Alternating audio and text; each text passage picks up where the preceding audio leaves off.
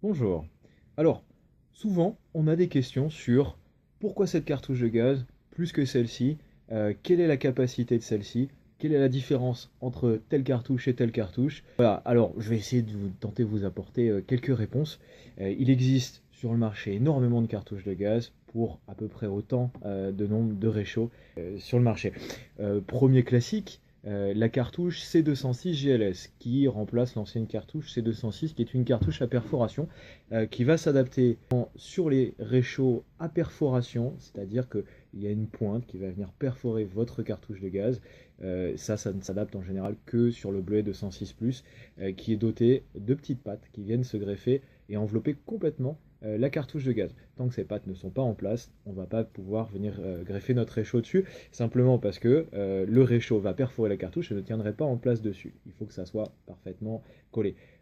Grosse contrainte sur cette cartouche, c'est qu'une fois que la cartouche est perforée, on est obligé d'attendre que la cartouche soit vide avant de pouvoir retirer le réchaud. C'est plus une cartouche destinée à un réchaud utilisable pour du camping ou du statique, mais certainement pas pour l'itinérant. Deuxième modèle qui existe chez Camping Gaz toujours, parce que là on était chez Camping Gaz, c'est assez reconnaissable par leur couleur bleue. Il existe les cartouches à valve qui sont déclinées en plusieurs tailles, la CV300 notamment et la CV470, qui ont chacune une autonomie qui va varier entre 1 heure et 3 heures d'autonomie environ.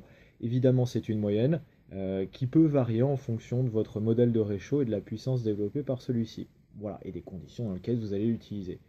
C'est des cartouches qui ont une particularité, et cette particularité, elle se traduit par cette forme-là, cette valve. C'est une valve à clip. Les réchauds qui sont adaptables dessus sont des réchauds de marque Camping Gaz, qui viennent donc se clipper, faire un quart de tour, et ensuite on vient ouvrir le gaz et faire ce qu'on a besoin de faire. Gros avantage par rapport à la C206 GES, c'est qu'il est possible de clipper ou de déclipper le réchaud autant de fois qu'on souhaite, même si la cartouche a été entamée. Pas de risque de fuite. Il y a une bille qui est sous pression, qui est libérée, donc poussée par la venue du réchaud au travers d'une tige, et cette bille revient en place et vide tout de suite une fois que le réchaud est retiré. Même principe sur la CV470. Ici, on passe d'un produit qui va faire 240 grammes à un produit qui va faire 450 grammes, donc une autonomie qui est à peu près de 1 heure sur ça et de 3 heures sur ça. Évidemment, encore une fois, ça peut être variable. Sur la C206, qui fait 190 grammes, on est plutôt à 1 heure d'autonomie exclusive. Ensuite, il y a les cartouches étrangères.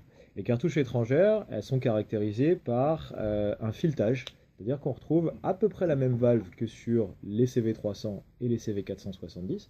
En tout cas, la partie extérieure est commune, mais sur l'intérieur, on retrouve un filetage sur lequel notre réchaud va venir être vissé et pas clippé, ce qui exclut de pouvoir utiliser un réchaud camping gaz avec ces cartouches-là. Donc ça, c'est un point important.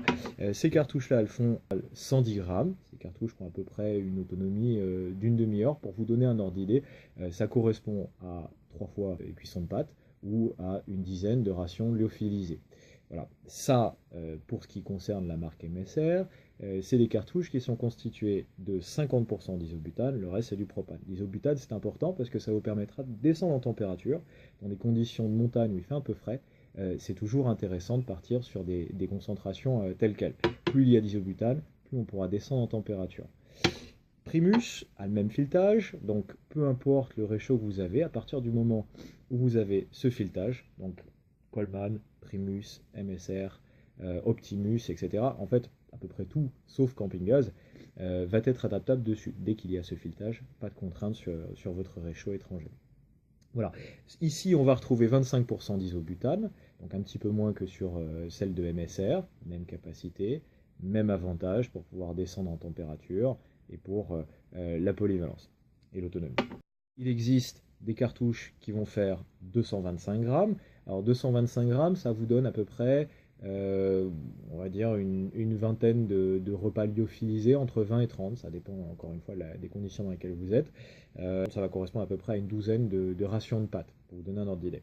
Le filetage est le même que sur les petites tailles ou que sur les grandes tailles. Et sur les grandes tailles, on sera sur des produits qui font 450 grammes, où là, ça va se traduire par 25 rations de pâtes et à peu près 50-60 rations de lyophilisés.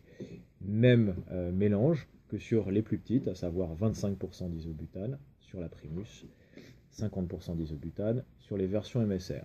Pour ce qui est de celle du milieu, il s'agit de la Winter Gas parce qu'à l'intérieur de celle-ci, elle est vraiment importante, on va retrouver une membrane. Cette membrane permet de maintenir une pression plus importante que sur les autres cartouches et permet de vaporiser le gaz plus rapidement. Donc le passage de l'état liquide à l'état gazeux est beaucoup plus rapide que sur les autres versions, ce qui permettra de pouvoir l'utiliser dans des conditions très froides, à savoir le fabricant vous indique à peu près jusqu'à moins 20 degrés d'utilisation. Donc, en toute sécurité, on va dire à peu près jusqu'à moins 10, moins 20, si vous êtes à l'abri du vent, etc.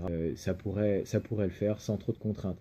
Après, il faudra s'orienter sur des réchauds à combustible liquide un peu différents, comme de l'essence, du pétrole, du kérosène.